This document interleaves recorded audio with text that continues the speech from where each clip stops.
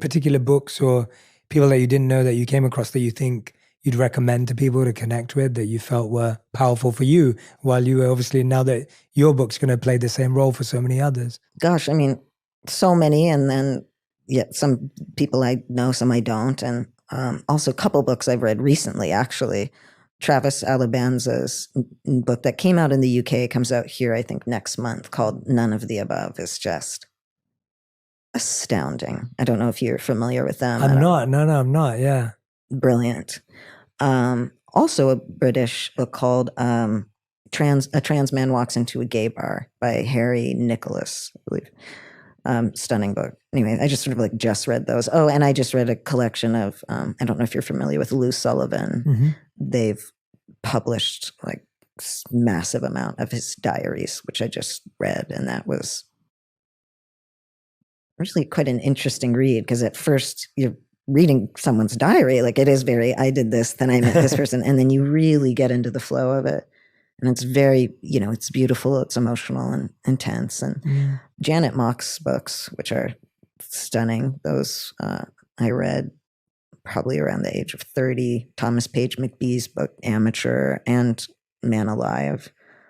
I'm blanking. No, I mean, you've given us a great list. That's a phenomenal list to even get started with. And it's incredible to hear how much, I mean, you were just reeling off of book names there, but it's like so much deep study of, did you ever keep a diary or during this time, or a journal or anything at all over your time? Or was this something that was all happening in your mind ultimately?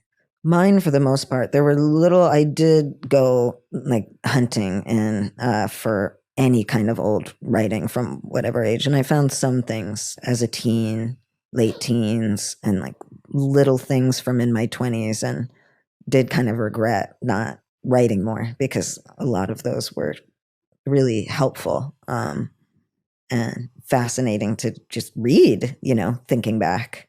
So no, not so much, but yeah. But you'd recommend it as a as a practice, and I keep meaning to do it, and I'm not. I don't know. Even but now. Maybe I wrote a book. Book tour was a lot. I'm like, I'm just taking a moment, and then I think that's fair. Get back into the writing flow. I think that's completely fair. Books and book tours, it's almost like you finish writing a book and you think the job's done, and then it's like just started, and it's completely understand that. You were saying that, and I liked how you were thinking that through. You were like, I actually did have the right words at 4 and then at 10. And I wonder how many young people are going to have the same conversation with their parents in the next few years. I think, we're going to have more parents hearing the words that you used from their children. What do you think would be a healthy response from parents that you think would be helpful, or that you would encourage, so that they could be able to better stay connected to their children as they're going on their own journey?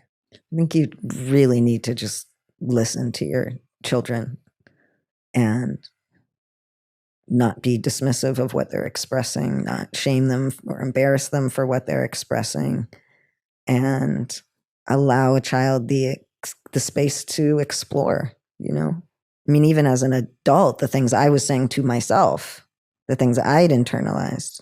And I remember this moment, which when people say things like, what do you say to young people who might be struggling, or people are struggling, is I went from, oh, am I I don't know, to, well, wait, why does this energy need to be this way? Why can't I just be going, yeah, maybe I am. Maybe I'll go find someone and finally sit down and really commit to speaking about this and how I'm feeling and my relationship with my gender and my body, because I'm not okay. And why can't I put my shoulders back and speak to this and explore this? And I think in so many ways, it's just about creating that space, that gentleness, and listening and educating yourself. There is a lack of information, and there is a tremendous amount of lies and misinformation about trans people, particularly about our healthcare, particularly about healthcare for youth. So also try and educate yourself from actual sources, from lived experience, and also care that's supported by every major medical institution in the United States.